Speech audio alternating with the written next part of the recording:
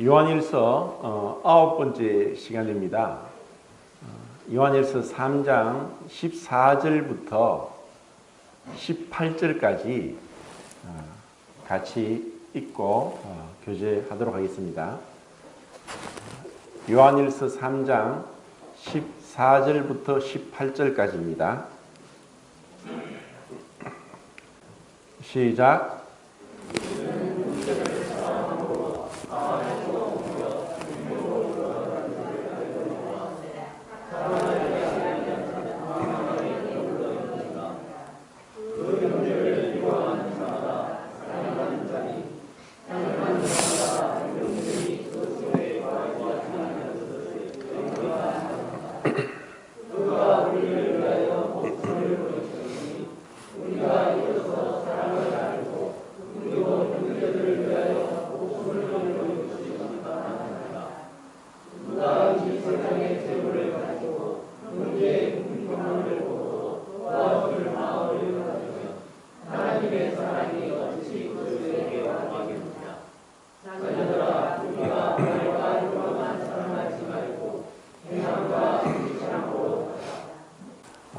오늘 교제 나눌 말씀의 제목은 사랑의 실천에 대해서 교제할까 합니다. 사랑은 진실된 사랑은 표현되는 것입니다. 사랑을 이제 말과 혀로만 하는 것은 참 사랑이 아니라고 말씀합니다. 그리고 우리가 읽은 말씀대로 하나님의 자녀는 하나님을 사랑하게 되고 또 형제 자매들을 사랑하게 되어 있습니다. 그리고 그 앞에 보면 하나님의 자녀와 마귀의 자녀가 나타난다라고 했는데 이 세상에는 하나님의 자녀가 있고 마귀의 자녀가 있습니다. 그 중간은 없습니다. 하나님의 자녀이든지 마귀의 자녀이든지 둘 중에 하나입니다. 자기가 하나님의 자녀인 줄 모르는 자들은 또 생각도 하지 않고 또 하나님의 자녀를 들어보지도 못했고 또 그렇게 하나님의 자녀로 거듭나지 않은 자들은 모두가 마귀의 자녀입니다. 그런데 하나님의 자녀라고 하면서 사랑이 표현되지 않고 여전히 어둠 가운데, 미움 가운데, 죄 가운데, 거짓 가운데 있으면은 그것은 거짓말하는 것이고 하나님의 자녀가 아니라고 합니다. 우리가 이 요한일서 말씀에서 죄를 범하는 자마다 죄의 종이고 또 죄를 범하는 자마다 마귀에게 속하나니 하는 말씀을 보면서 이것은 계속적인 죄를 얘기합니다. 계속적으로 죄를 반복적으로 짓고 있거나 아니면은 죄에 대한 어떠한 양심의 가책도 없이 죄를 스스럼 없이 물마심 같이 죄를 범하는 자들은 모두가 마귀의 자녀입니다. 그런데 하나님의 자녀로 거듭났다 할지라도 순간 단번에 우리는 죄의 형벌로부터 은혜로 인하여서 믿음으로 말미암아 구원을 받습니다. 하지만 우리 몸이 아직 구속함을 받지 못했기 때문에 옛사람의 몸이 습관이 그대로 남아 있음으로 인해서 죄의 권세로부터 구원을 받아 가야 됩니다. 이것은 마귀가 여전히 머리가 깨뜨려졌지만 지금도 그 마지막까지 우는 사자처럼 삼킬 자를 찾고 있고 광명의 천사로 가장하고 있고 그리고 밤낮 잠을 자지 않고 성도들을 유혹하고 거짓으로 넘어뜨리고 온갖 악한 화살을 쏘아대고 있다고 말씀하고 있습니다. 그렇기 때문에 이런 부분에 정말 잘 분별해야 되고 그리고 우리가 하나님 앞에서 이 하나님의 사랑을 받았음으로 인해서 사랑이 무엇인지를 알게 됩니다.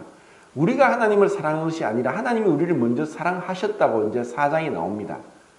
그리고 하나님께서 그 사랑하심으로 인해서 독생자를 화목제물로 보내시고 우리로 하여금 죄의 형벌로부터 구원받게 하셨습니다. 이러한 사랑을 받았기 때문에 우리는 이 사랑을 받은 자로 인해서 사랑을 할 수 있게 되었습니다. 하나님의 무조건적인 사랑을 받지 못한 자들은 성경에서 말하는 형제 자매를 향한 사랑, 그리고 세상을 향한 이 사랑에 대해서 실질적으로 행할 수 있는 능력이 없습니다. 분명히 어떤 면에서는 자기를 사랑하고 자기 가족을 사랑하고 또 자기의 회사나 또 이웃이나 또 나라를 사랑하게 되는 것을 우리가 부인을 할 수 없지만, 하나님은 하나님을 사랑하지 아니하는 자들은 하나님을 알지 못한다고 했습니다. 그것은 우리에게 어느 정도는 이런 사랑을 표현할 수 있지만 그 사랑이 온전하고 진실되고 거짓됨이 없고 또 하나님의 사랑인 것은 하나님의 자녀로 거듭나야만 가능한 것입니다. 그러면 우리가 하나님의 자녀로 거듭났다고 해서 다 사랑을 할 수 있느냐? 그렇지 않습니다. 사랑을 하는 데 있어서는 시간이 필요하고 성숙함이 필요하고 또 지식에까지 새롭게 함을 입음으로 인해서 자발적으로 기쁨으로 사랑을 하게 되는 것입니다.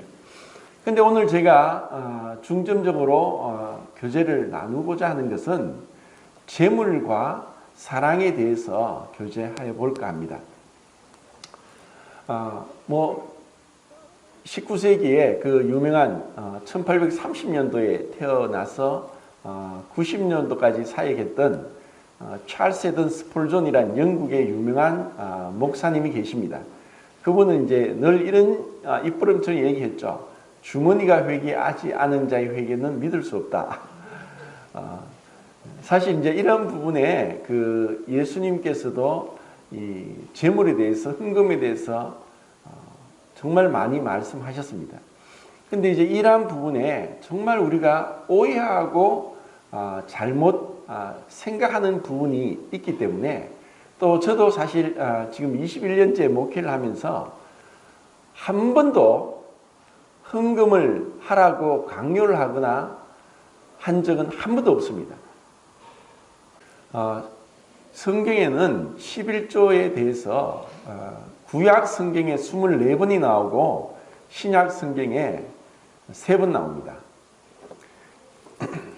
제가 이제 말씀을 계속 듣기 때문에 다른 말씀은 들으면 다 들리는데 이 숫자는 지나가니까 잘 모르겠어요. 그래서 이제 성도님들도 이제 제가 이렇게 적는 이유는 그냥 한번 말하면 모르니까 기억하라고 적습니다. 신약 성경에 11조에 대해서 딱 3번 나오는데 예수님께서 말씀하셨습니다. 마태복음 23장 23절하고 누가복음 18장 12절, 11장 42절은 같은 말씀인데 바리새인들을 책망할 때 강하게 화 있을진저 하고 8번이나 책망하시면서 하신 말씀 중에서 바리새인들이 모든 소득의 11조를 드리고 있다. 그렇지만 더 중요한 율법의 의와 인과 신은 버렸다. 그런데 너희들은 이것도 하고 저것도 행하여 할지니라 하는 말씀을 하셨습니다. 그리고 누가복음 18장 12절에는 바리새인과 세리의 기도를 예수님이 비유로 말씀하시면서 이 세리가 가슴을 치며 하늘을 감히 우러러 보지 못하고 나는 죄인으로소이다 했지만 바리새인은 너무나 떳떳하게 고개를 들고 하늘을 보면서 하나님, 나는 모든 소득의 11조를 하고 있습니다. 일에 2번씩이나 금식하고 있습니다. 하고 떳떳하게 기도를 하는 것을 말씀하시면서 세리는 의롭다함을 받았지만 바리새인은 그러지 못한다고 했습니다. 아니 어떻게 모든 소득의 11조를 하고 있고 일에 2번씩 금식하고 있고 기도 시간에 빠지지 않고 기도하고 있는데도 불구하고 예수님은 그 바리새인을 의롭다고 하지 않으셨고 정죄하셨습니다. 우리는 이런 부분에 제가 이 말씀을 이제 교제하면서 우리 성도님들이 이 헌금에 대해서 올바른 성경적 가치관을 가져야 되고, 그리고 이것을 하나님 앞에서 어떻게 행해야 될지, 정말 이것은 제가 어떠한 헌금에 대한 강요를 할 생각은 없고, 또 지금 이 시간도 그런 뜻으로 하시는 게 말씀이 전혀 아닙니다. 우리는 무기명으로, 그리고 자발적으로, 그리고 누가 한지도 모르게 헌금을 하는 것이 성경적인 원칙입니다. 오른손이 하는 것을 왼손이 모르게 하라. 그리고 만약에 우리가 헌금을 하되 그것이 드러나고 또 한다면은 주님이 말씀하셨습니다. 너희들이 하늘에 상이 없다. 이 땅에서 다 칭찬을 받았고 보상을 받았는데, 영광을 받았는데 하늘나라에서 받을 상이 없다 라고 말씀하시는 겁니다. 이것은 숨겨진 것이고 비밀한 것이고 주님에 대한 사랑의 표현이지, 하나님의 사랑은 무조건적입니다. 자, 여기서 제가 정말 중요한 것을 말씀드리고 싶은데,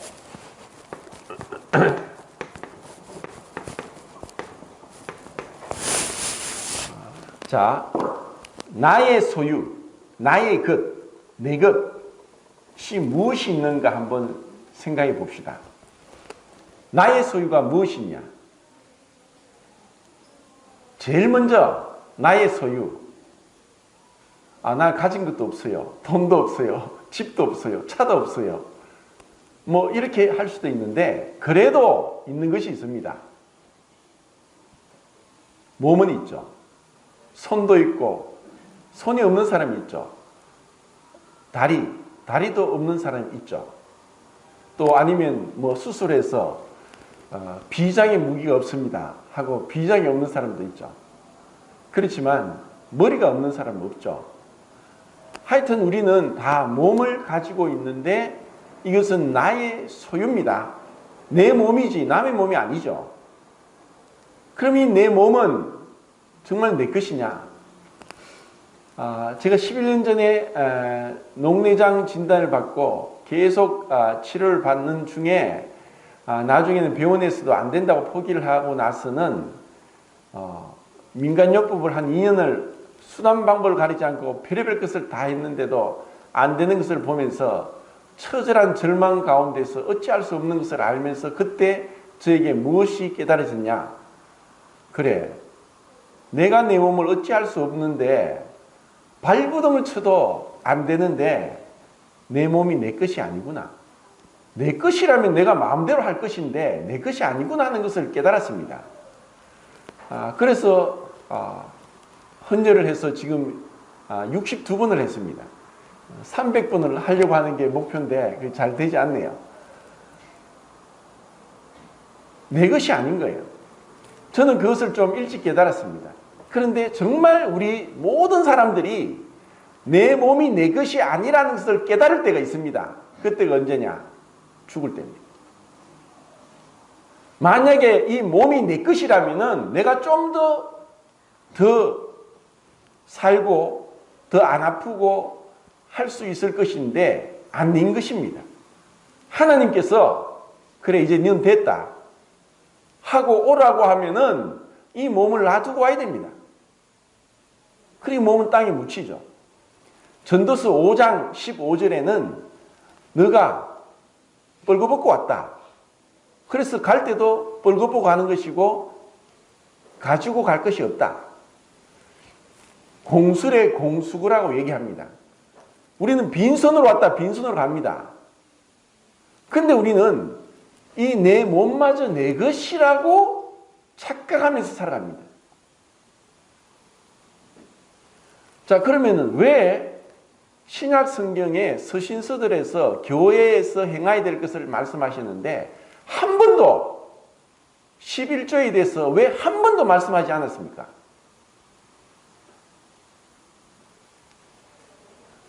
이것은 참 중요합니다. 신약 성경에는 사도들이 교회를 세우면서 여러 가지 실행할 것에 대해서 말씀하셨는데 11조를 하라고 한 말씀 한 군데도 없습니다. 그러면 11조를 하지 않아도 되느냐? 제가 뭐 그런 말씀 드렸는데 10분의 1이 하나님의 것이니까 하나님 것을 드리고, 말라기서 보면은 그것을 10분의 1을 하나님께 드리지 않으면 하나님 것을 도둑질한다. 그래서 10분의 1을 하나님께 드려봐라. 그러면 네 창고가 차고 넘칠 것이다. 나를 시험해라. 그러면 내가 너희들이 11조를 드린 것에 대해서 갚아주겠다. 이것이 율법 아래서의 말씀입니다. 그런데 신약 성경에는 그런 말씀이 없습니다. 왜 그렇습니까? 2차 대전 당시에 나치 독일이 유대인들을 잡아서 죽이기 시작했습니다. 그래서 1918년도부터 폴란드에서 신부가 된 막시밀리아노 마리아 꼴베 신부님이 계셨습니다.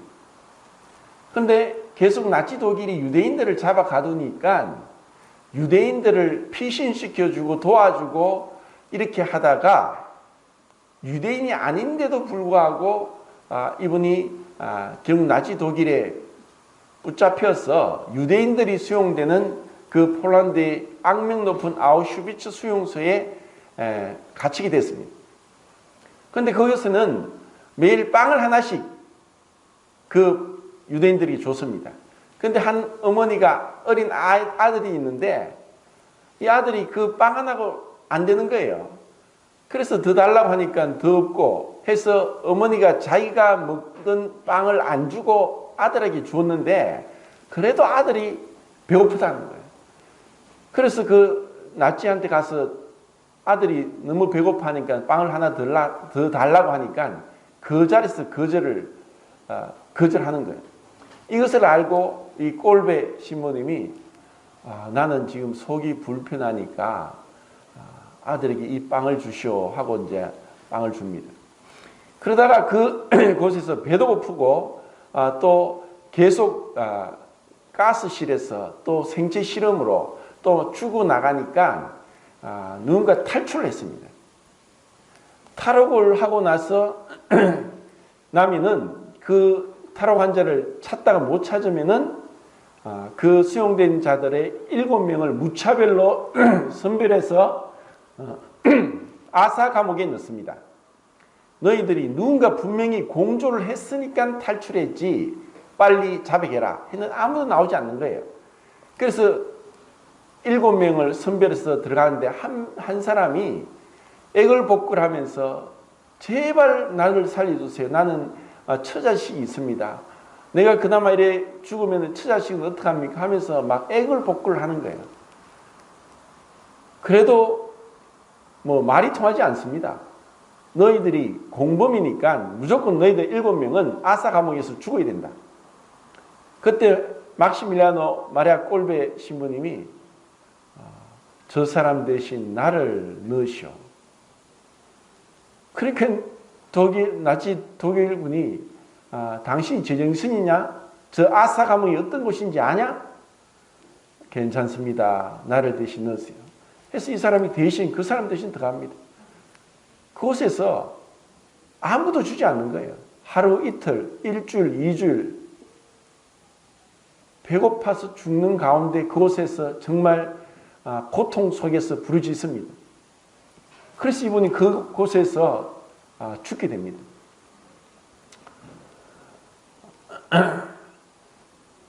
우리의 몸이 내 것이 아니라고 고린도전서 6장 19절 20절에 말씀하고 있습니다.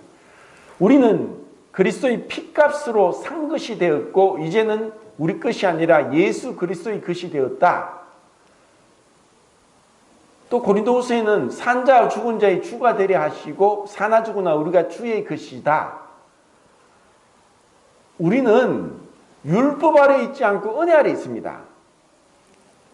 우리는 이미 죽었던 자고 죽은 몸이고 죽을 자고 영원히 지옥 갈 자였습니다. 아무리 발부둥쳐도 이 죄와 사망과 심판과 지옥에서 종되었던 것에서 해방할 수 없고 탈출할 수도 없습니다. 내가 내 몸을 어찌할 수 없습니다. 살아있을 때만 아니라 죽었고 나서도 우리는 그 끔찍한 도저히 상상도 못할 고통이 끝이 없고 죽을 수도 없고 탈출할 수도 없고 두 번의 기회가 없고 회개할 수도 없는 그 지옥에 가야 될 자입니다.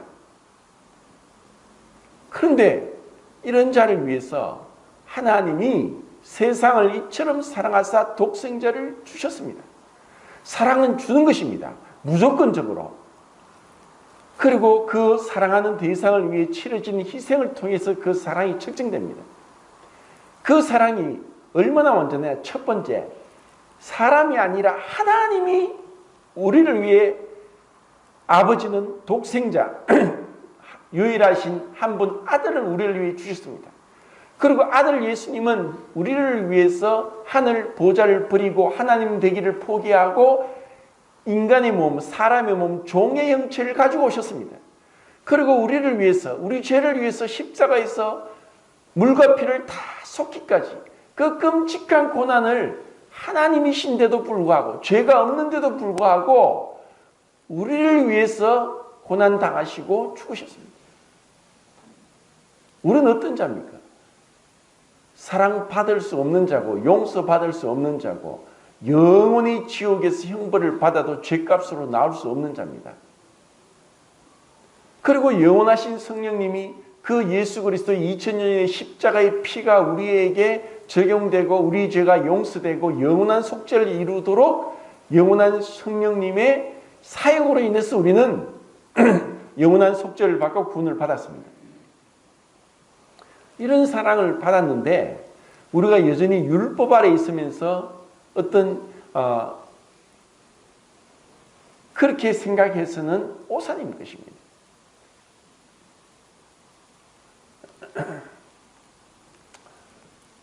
예수님이 마태복음 5장부터 7장까지 산상순에서 그런 말씀하셨죠. 누군가 오리를 동행하고자 하면 십리를 동행해라. 오리를 동행하고자 하는데 어떻게 십리를 동행합니까?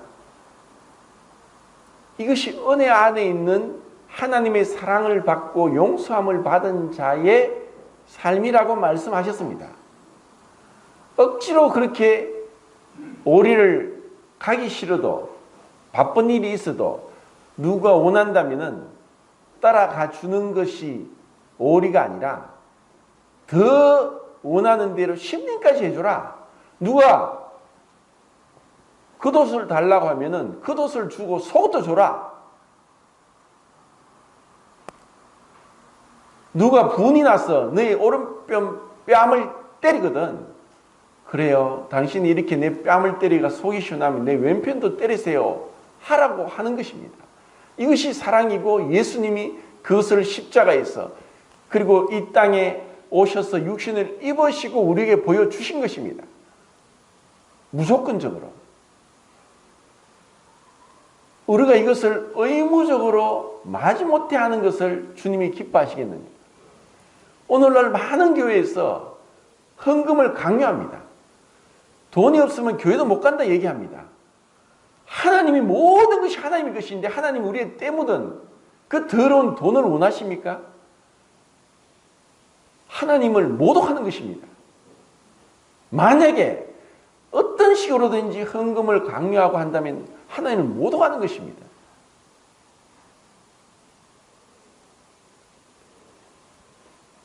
초대교회 때 사도행전 2장과 4장이죠.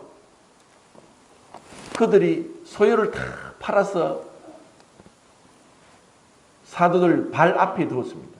사도들이 발 앞에 두었다고 합니다. 그러면서 부족하고 가난한 자들에게 나눠주면서 너무나 놀라운 초대교회 때 모습을 우리가 볼 수 있는데 이것이 그때 잠시 나타난 것이지 그 이후에는 이런 모습을 볼 수 없습니다. 이것은 인위적으로 인간이 계획하고 선한 뜻으로 한다고 할지라도 육신을 갖고 있는 이상 불가능합니다. 그리고 어떤 의미에서 우리가 요한일서 3장에 읽은 이 말씀에 형제를 위해 목숨을 버리는 것이 마땅하다. 형제를 사랑함으로 사망에서 생명으로 옮겼다. 누가 형제가 궁핍한데 재물을 팔아서 형제를 도와주는 것이 당연하다. 이렇게 말씀하지만 이것이 억지로 제가 말씀드린 대로 의무적으로 한다는 것은 불가능합니다. 그리고 그것이 의무적으로 율법적으로 했다고 하더라도 그것이 주님이 원하는 게 아닙니다. 내가 분이 나는데 마음에 정말 분이 나는데 오른편 뺨을 맞았습니다. 말씀에 순종해서 그래 참자. 말씀에 순종해서 왼편도 돌려대라. 그래 네가 정말 속이 시나면 내 왼편도 때리라. 그리고 속으로 분을 내면서 사귄다는 것은 위선적이고 속이는 거 주님이 원하는 게 아닙니다. 주님이 왜 하늘 보좌를 버리고 오셨습니까? 무엇 때문에? 사랑이 무엇인지를 보여주기 위한 것입니다. 주일날 되면 이제 제가 얘기 들으니까 자매님들이 이제 점점 뭐 성도들이 조금씩 더 불어나니까 양을 늘려야 되고 그러다 보니까 더 뭐 돈도 더 들고 힘도 더 듭니다. 그런데 자매님들이 하나같이 기쁨으로 좀 더 맛있는 것, 더 좋은 것을 하려고 한다는 얘기를 들을 때 감사가 됩니다. 이거 또 당번인가? 의무적으로 내가 당번이니까 의무적으로 하는 것하고 기쁨으로 하는 것은 차이가 납니다. 우리가 의무적으로 내 남편과 내 아내에게 아내니까 남편이니까 의무적으로 하는 것하고 사랑으로 하는 것은 차이가 납니다. 인간도 아는데 하나님 모르겠습니까? 억지로 마지 못해. 이제는 압니다. 율법과 은혜의 차이가 얼마나 크냐. 10계명의 8계명은 뭐냐? 도적질하지 말라죠. 율법 아래서는 도둑질하지 않으면 되는 거예요. 그런데 에베소서 4장입니까? 도둑질하는 자는 다시 도둑질하지 말고 자기 손으로 일을 하여서 구자여 가난한 사람을 도와주라 하는 것이 은혜의 10계명, 8계명입니다. 율법적으로는 내가 하지 않으면 되는 거예요. 그런데 10계명 중에 7가지가 금지 명령입니다. 좀 더 넓게는 365가지 금지 명령이 있고 248가지 실행 명령이 있습니다. 그런데 신약 성경에는 이런 행하라는 명령이 1000가지가 넘습니다. 1024가지인가? 이렇게 많은데 이것을 우리가 육신으로 내 힘으로 내 의지로 내 의로 행하는 것은 불가능합니다.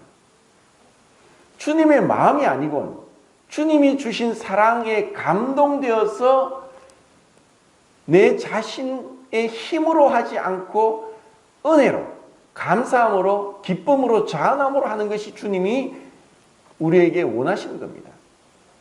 그리고 지난주에 제가 경기도 기흥에서 전국 장로 수양회가 있었는데 그곳에 이제 저희 방에 10명의 그 형제님들이 계셨는데 경기도에 한 장로회를 보는 형제님이 그런 얘기를 해요. 자기가 20년 전에 구원받았는데 그때 한 그 모임의 형제가 사업을 하다가 부도가 나와서 이제 집도 쫓겨난 그런 상황에 형제들이 모여서 회의를 했답니다. 그 형제가 지금 굉장히 어려운데 어떡할 건가 이렇게 얘기를 하다가 그래 내가 전세를 빼서 돈을 좀 보탤게 해서 성도들이 다 그렇게 형제들이 마음을 모아서 자기들이 집을 줄이면서 형제에게 집을 마련했습니다. 그래도 조그만 단칸방을 얻었는데 리어가를 빌려서 이제 이사를 막 다 해줬죠. 그러고 나서 국수를 끓여서 먹는데 집이 좁고 형제들이 앉을 수도 없고 서서 국수를 먹었대. 그러고 나서 밤새도록 교제를 했답니다.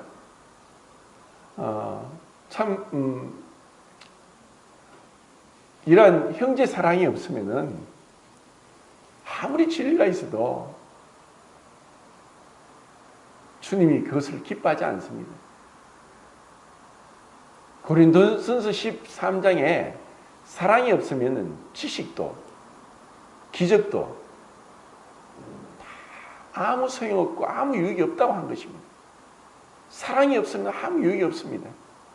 또 우리가 이런 부분에 어느 정도 각자 우리는 갈라디아서 말씀대로 자기 짐을 져야 되고 다른 사람의 일을 돌아봐야 되는 그러한 것은 맞습니다.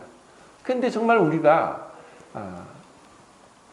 믿음 안에서 양심이 깨어있고 또 주님을 바라보고 빛의 자녀고 진리를 알고 사랑을 알았다면은 우리가 말과 혀로만 아니라 정말 이런 부분에 주님 앞에 우리가 내가 해낸 것에 대해서 떠벌리고 알아주길 원하고 자랑을 하고 하는 것은 어떻게 보면 참 육신적인 것입니다. 그냥 모르게 누가 뭐라든 내가 하나님 앞에 생하는데 하나님이 모든 걸 알고 계시는데 하나님이 어디에나 계시는데 하나님 앞에서 행하는 것이 진짜 믿음이고 또 그것이 주님을 원하는 것입니다. 그래서 고린도 후서 5장 10절 말씀에는 우리가 다 각각 선악간에 자기 몸으로 행한 것을 받는다고 말씀했습니다. 우리의 몸이 내 것이 아니고 로마서 12장 1절에도 그러므로 형제들아 내가 하나님의 모든 자비하심으로 너에게 권하노니 너희 몸을 하나님이 기뻐하시는 산 제물로 드리라. 이는 너희가 드릴 영적 예배니라. 우리의 몸이 주님의 것이고 우리의 재물이 다 주님의 것이고 우리의 시간도 주님의 것이고 우리의 재능도 주님의 것이고 나의 가족도 주님의 것입니다. 하나님이 우리를 얼마나 놀랍게 우리를 변화시키고 그전에는 사실 가인과 같이 자기 마음에 안 맞다고 자기보다 동생이 더 의롭다고 자기의 재산 하나님이 받지 않고 동생의 제사를 받으니까 시기 질투가 나서 동생을 죽였습니다. 이제 예수님이 말씀합니다. 살인하지 말라 하는 것을 너희가 들었으나 나는 너희에게 이르노니 형제를 미워하는 자마다 살인하는 자다. 우리 마음에 하나님이 이제 은혜 안에 있는 우리의 삶은 외형적으로 겉으로 한다는 것이 아닙니다. 내 마음에서부터 하나님 앞에 거리낌이 없을 때 주님은 우리에게 놀라운 은혜를 주십니다. 그래서 다음 시간은 이 기도가 응답을 어떻게 받는가에 대해서 기도 응답의 비결에 대해서 말씀을 드리겠습니다. 그리고 우리의 헌금은 10분의 1이 하나님의 것이 아니라 10의 10이 하나님의 것인데 하나님이 다 하나님 것인데 그 중에 얼마를 자원함으로 기쁨으로 또 아무도 모르게 하나님께 드리라는 것입니다. 이것이 주님의 은혜 안에서 드리는 헌금의 모습입니다. 주님이 우리에게 참 눈을 뜨게 하셔서 이 천지를 만드신 분이 내 아버지다. 그 하나님이 나를 도우시는 내가 어떤 가운데 절망하느냐. 전혀 절망할 것도 없고 내가 어떻게 헌신했다고 해서 자랑할 것도 없고 내 모든 것을 드려도 아깝지 않은데 이런 마음으로 우리가 이 사랑을 실천해야 되고 돌아봐야 되고 주님 앞에 해야 됩니다. 내 것은 없습니다. 그리고 내 것이라고 주장하는 이상 그것을 통해서 감히 하나님을 좌지우지 조정하려고 하는 지독한 우상숭배에 빠집니다. 예수님이 그랬습니다. 재물과 하나님을 겸하여 섬길 수 없다. 이 세상은 언젠가 떠나버릴 공술의 공수의 인생인데 조금이라도 더 취하고 가지고 소유하고 하고자 하는 것으로 욕망 가운데 살고 있습니다. 그리고 조금이라도 더 드러난 과정은 중요하지만 결말이 중요합니다. 나이가 중요하지 않고 요즘은 다 뭐 성형수술한다고 난리인데 성형외과 의사가 그런 얘기합니다. 성형수술이 난 욕망으로 견인된 육체의 피곤함 이렇게 표현을 했습니다. 욕망은 있고 젊어 보이고 이뻐 보이고 싶은데 참 육체가 피곤합니다. 주님께서 우리에게 은혜를 주셔서 정말 우리 자신을 돌아보면서 훗날 주님 앞에 서게 됩니다. 그때 계산합니다. 그리고 부끄러움을 얻고 불 가운데서 롯과 같이 불타버릴 부끄러운 구원을 받는 사람도 있고, 정말 기쁨으로 잘하였도다 착하고 충성된 종아, 네가 작은 일에 충성하였으니 너에게 큰 것을 맡기겠다 하시는 그러한 충성된 종된 모습으로 살아가길 원합니다.